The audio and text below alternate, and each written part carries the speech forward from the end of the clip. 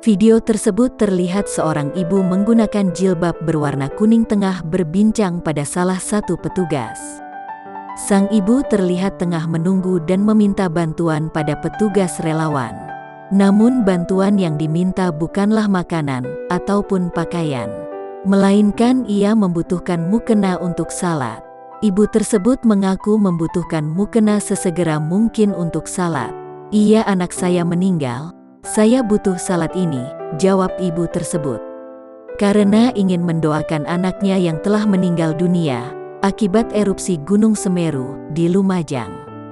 Mendengar jawaban sang ibu, kedua petugas yang berada di dekat sang ibu langsung terdiam dan terlihat memanjatkan doa.